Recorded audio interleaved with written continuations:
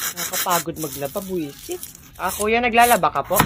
Hindi, kumakain ako. Paborito kong breakfast to, mga lost thread na damit, saka mga basahan.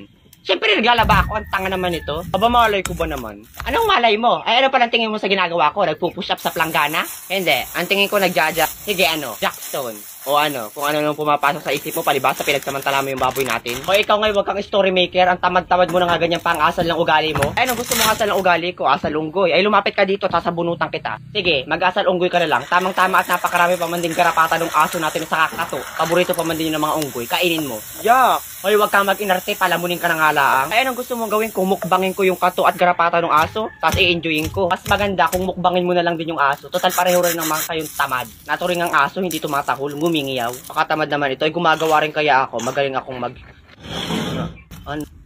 magdumi. Diyan ka magaling. Pumasok ka nga doon sa kwarto mo at mag-aral ka na mabuti.